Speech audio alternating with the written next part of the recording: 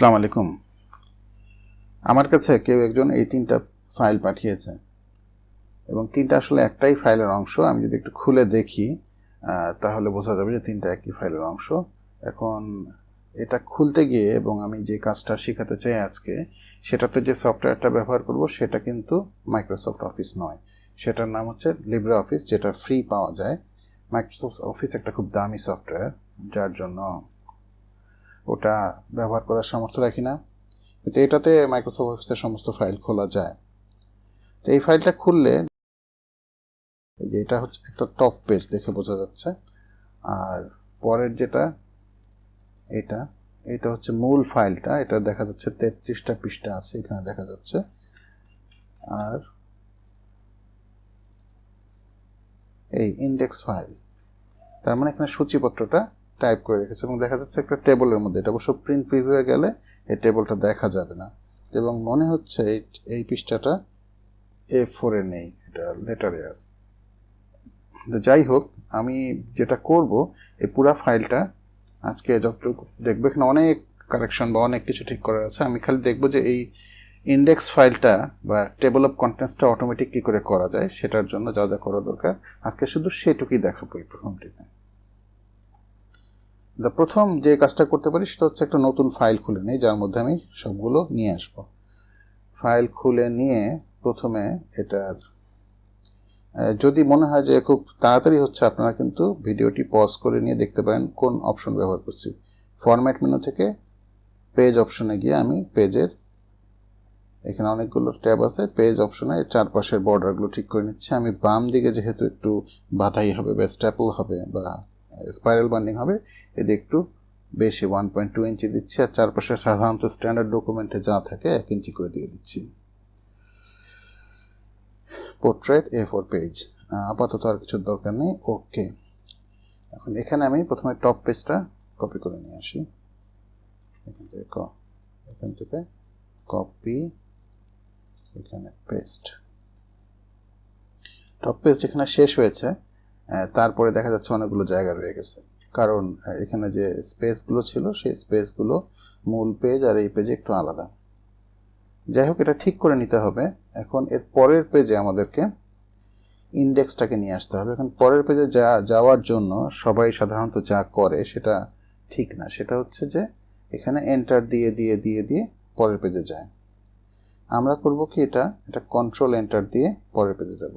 Control চেপে ধরে কিবোর্ডের CTRL যে বাটনটা সেটা, আর এন্টার চেপে ধরে এখানে যেতে পারি, অথবা insert page break, control plus return enter, এটা দিয়েও যেতে পারি।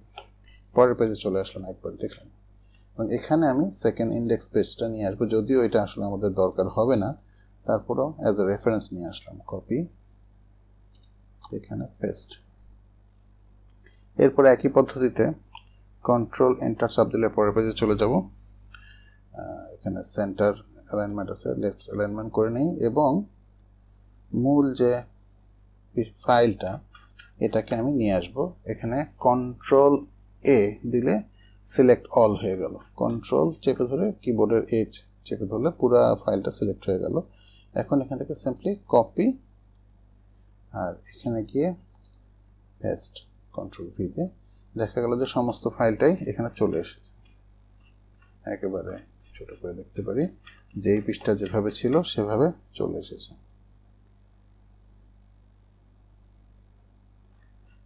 এখানে যে দেখা যাচ্ছে যে সূচিপত্রতে 1 2 3 পেজ নম্বরগুলো দেখাচ্ছে, এটা টেবিলের মধ্যে দিয়েছে যাতে এগুলো নিয়ন্ত্রণ করার সুবিধা হয়। ডেফিনেটলি ওখানে যে পৃষ্ঠা সাইজ ছিল, এখানে তার পৃষ্ঠা সাইজ চওড়াটা কম, কাজে সেজন্য একটু ডানে বামে চলে গেছে দেখা যাচ্ছে। এটা হয়তো আমরা ঠিক করে দিতে পারি, কিন্তু আসলে এটা দরকার হবে না।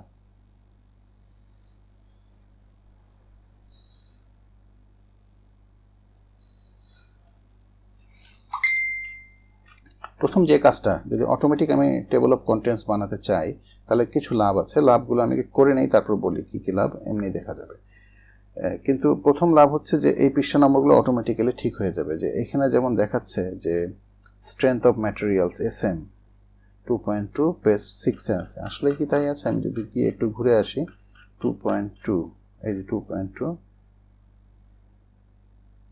এটার নাম হচ্ছে সলিড মেকানিক্স ল্যাবরেটরি। তার মানে নামটাও মেলেনি এবং এটা 5 নম্বর পেজে চলে এসেছে সামহাও, কিন্তু ওখানে দেখাচ্ছে 6 নম্বর পেজে আছে। তার মানে কপি করে নিয়ে আসার সময় পেজটা উল্টাপাল্টা হয়ে গেছে, যেটা এখানে রিফ্লেকশন নাই। এবং আমার ম্যানুয়ালি শুধু এটাই ঠিক করতে হবে না, প্রত্যেকটা দেখে দেখে ঠিক করতে হবে। পাশাপাশি এই যে নামগুলো কিন্তু হুবহু ওখানে যা ব্যবহার করার পরে এডিট করা হয়েছে সেটা এখানে নেই। এটা করার জন্য আমার প্রথম যেটা করতে হবে, যেগুলোর নাম আমি সূচিপত্রতে আনতে চাই, যেমন সিনপসিস, এগুলোকে আমার ডিক্লেয়ার করে দিয়ে আসতে হবে। কি ডিক্লেয়ার করতে হবে? এগুলোকে হেডিং হিসেবে ডিক্লেয়ার করতে হবে। এখন যে কোনো জায়গায় যদি আমি পয়েন্টার নেই, তাহলে খেয়াল করে দেখবেন এই বাম দিকে এখানে কি ফন্ট, কত সাইজের ফন্ট ইত্যাদি দেখা যাচ্ছে। তার বাম দিকে একটা জিনিস সবারটাতেই আছে, মাইক্রোসফট অফিসেও মাঝে মাঝে জায়গায় আছে দেখবেন, এটা ডিফল্ট স্টাইলে আছে। এবং এটাকে যদি ক্লিক করি এখানে অনেকগুলো ধরনের স্টাইল আছে। তো যেগুলো আমরা সূচিপত্রতে আনতে চাই সেগুলোকে হেডার অথবা টাইটেল হিসেবে ডিক্লেয়ার করতে হবে। আমি এটাকে আপাতত হেডিং 1 হিসেবে ডিক্লেয়ার করলাম, সিনপসিস 1টাকে। এটা বামে চলে আসলো। বামে চলে আসার কারণ হচ্ছে হেডিং 1টার যে স্টাইল ডিক্লেয়ার করা আছে সেটা বামে। এটাকে আমরা পরে মাঝখানে নিয়ে আসতে পারবো, অসুবিধা নেই। এটাকে আমরা এটাও হেডিং 1 হবে, হেডিং 1। হেডিং 1 হিসেবে ডিক্লেয়ার করার সাথে সাথে দেখবেন যেগুলো ফন্ট চেঞ্জ হয়ে গিয়েছে এবং এগুলো সব বাম দিকে, যেমন সেন্টার থেকে বামে চলে এসেছে। অসুবিধা নেই। এটার ফন্ট সাইজটা এখন হচ্ছে 18.2। এটা আমরা ঠিক করব পরে। এরপরে এটা 2 নম্বর, এটাও হেডিং 1 হিসেবে ডিক্লেয়ার করি, হেডিং 1 চেঞ্জ হয়ে গেল। এরপরে এটা ফন্ট ছিল টাইমস নিউ রোমান 14, এটাকে হেডিং 2 হিসেবে ডিক্লেয়ার করব, যেহেতু সেকেন্ড লেভেল হেডিং। এটা আমার সূচিপত্রে আসবে, খুঁজে বের করি। আর পরের সূচিপত্রের এন্ট্রি কোনটা? এটাকেও হেডিং 2। এরপরে দেখি যেগুলো আছে খুঁজে খুঁজে বের করে প্রত্যেকটাকে হেডিং 2 হিসেবে ডিক্লেয়ার করে দিচ্ছি। এবং চেঞ্জ করার সাথে সাথে যে এগুলোর যে ফন্ট ছিল 14, সেটা চেঞ্জ হয়ে যাচ্ছে। এটাকে আমরা ঠিক করতে পারবো। দেখেন এটা 16.1 হয়ে গিয়েছে অন্য একটা ফন্টে। চিন্তার কিছু নেই, এটা নিয়ে টেনশনের। এগুলো সব ডিক্লেয়ার করলে সুবিধা হচ্ছে যে আমি একটা জায়গা থেকে সবগুলোর ফন্ট একবারে, যে আমি যদি এটার ফন্ট আসলে এটা চেঞ্জ করতে যেতাম, প্রত্যেকটা লাইনে গিয়ে একটা একটা করে সবার ফন্ট চেঞ্জ করতে হয় প্রচলিত পদ্ধতিতে যদি করি। কিন্তু এইভাবে যদি ডিক্লেয়ার করে থাকি তাহলে শুধু স্টাইলটা চেঞ্জ করে দিলেই হবে। এটা আমি এখনই দেখাচ্ছি, আগে এটা ডিক্লেয়ার করে নিই। এখন এই যে ডিক্লেয়ার করলাম আমি, এখনও 2.8, এই যে 2.9, এটা এখনও ডিক্লেয়ার করিনি। 2.10 আর এই 3টা ডিক্লেয়ার করিনি। বা কি হচ্ছে দেখেন, এই যে যেগুলো আমি ডিক্লেয়ার করেছি এগুলো বাম দিকে এখানে কিন্তু চলে এসেছে, আগে এগুলো ছিল না। দেখেন সিনপসিস, প্রপার্টিজ, এবং এখানে যদি ক্লিক করি এই সবগুলো হেডিং চলে এসেছে। এবং এখানে ক্লিক করলেই চলে যাবে, ডবল ক্লিক করলে এখানে। তার মানে এটা একটা সূচিপত্রের মতো হয়ে গেছে। একটা বড় ডকুমেন্ট করার সময় এইভাবে লাফিয়ে লাফিয়ে যে কোনো জায়গায় যাওয়ার জন্য এটা খুব উপকারী। এটা গেল একটা জিনিস। মনে রাখবেন আমি লাস্টের 3টা কিন্তু চেঞ্জ করিনি। শুরুতে চলে যাই, এবং সুবিধা হচ্ছে এভাবে ডিক্লেয়ার করলে, যেমন এখানে যেমন দেখা যাচ্ছে আমি টেবল অফ কন্টেন্টসও দেখা যাবে। এখানে আমি একটা automatic table of contents generate করতে পারবো। এখানে ইনসার্ট মেনুতে গিয়ে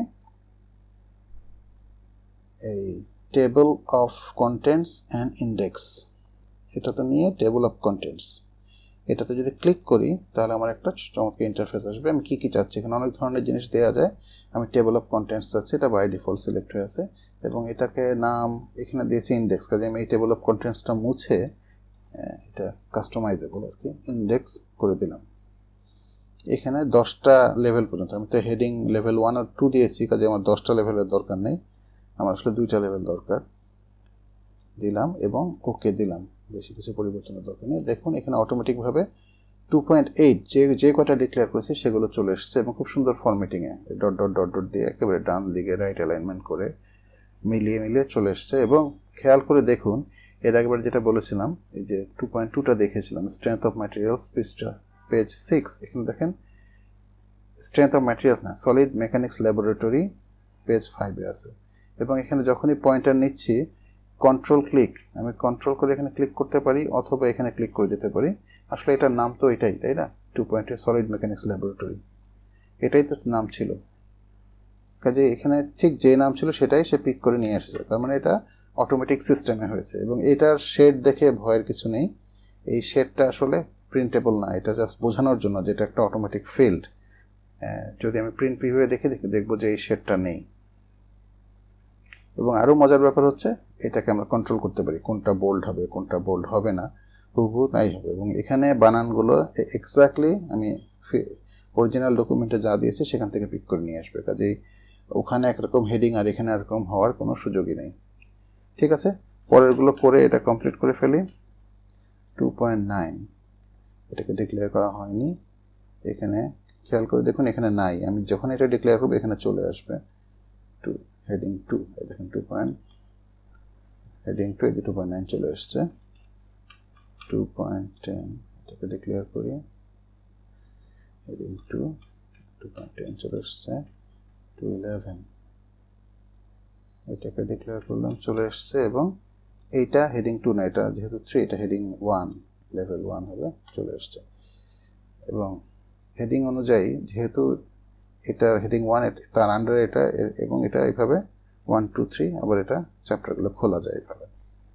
সুবিধা, এটা একটা সুবিধা। এখন আমি যদি শুরুতে চলে যাই, শুরুতে গিয়ে দেখুন এখানে ওগুলো কিন্তু অটোমেটিক আসেনি, এটা আনার উপায় হচ্ছে এখানে রাইট মাউস ক্লিক করতে হবে, ডান দিকের বাটনটা মাউসের, এবং এখানে আপডেট ইন্ডেক্স অ্যান্ড টেবলস দিলেই আপডেট হয়ে গেল। আমি কোনো কিছু পরিবর্তন করবো এখানে আপডেট হয়ে যাবে, এই একটা সুবিধা, বিরাট সুবিধা। দ্বিতীয় যে সুবিধাটা, এখন বলুন যে আমি সমস্ত হেডিং 1 যেগুলো সেগুলোর এই ফন্ট রাখতে চাই না, এগুলোকে দেখা যাচ্ছে 18.2, একটা অদ্ভুত ফন্ট। আমি কি করব, এখানে আমার ডান দিকে এটা খুলতে পারি, এখানে আমার প্রপার্টিস খুলেছে, কারো যদি না খুলে দেখবেন এখানে অনেকগুলো অপশন আছে, এখানে ক্লিক করলেই প্রপার্টিস, স্টাইল, গ্যালারি, আমার দরকার স্টাইলস অ্যান্ড ফরম্যাটিং, এটা খুললেই হেডিং 1 সিলেক্ট হয়ে আছে। এটা প্যারাগ্রাফ স্টাইল, ক্যারেক্টার স্টাইল, তো এটা হচ্ছে প্যারাগ্রাফ স্টাইল হেডিং 1। আমি এখানে চেঞ্জ না করে আমি এখানে চেঞ্জ করব, এখানে গিয়ে যদি চেঞ্জ করে মডিফাইয়ে যাই তাহলেই চেঞ্জের অপশন আসবে। এখানে অনেকগুলো আছে। ফন্টের জন্য আমাদের ফন্টটা খুঁজে বের করতে হবে, আমি যেই ফন্ট চাই এবং যেই সাইজ চাই সেটা এখান থেকে দিতে হবে। টাইমস নিউ রোমান ফন্টটা এই কম্পিউটারে থাকার কথা, OPQRS টাইমস নিউ রোমান আছে। এবং আমি যদি এটাকে 16 নম্বর ফন্টে দিতে চাই, 16 PT লিখলে পয়েন্ট আসবে, বোল্ড, অ্যাপ্লাই, এটা কিন্তু সাথে সাথে চেঞ্জ হয়ে গিয়েছে। এবং শুধু এটাই নয়, আমি যদি 1 নম্বরে গিয়ে দেখি এটাও কিন্তু সেই 1 নম্বর ফন্টে চলে এসছে। ঠিক আছে, সিনপসিস কথাটা যাই, দেখেন এটাও কিন্তু একই ফন্টে চলে এসছে। এবং 3 নম্বর, অর্থাৎ আমি লেভেল 1-এর যে হেডিংগুলো এগুলো চেঞ্জ করে এই ফন্টে এসছে। আগে কিন্তু এটাকে অন্যরকম একটা গোল গোল ফন্টে ছিল, 18.1।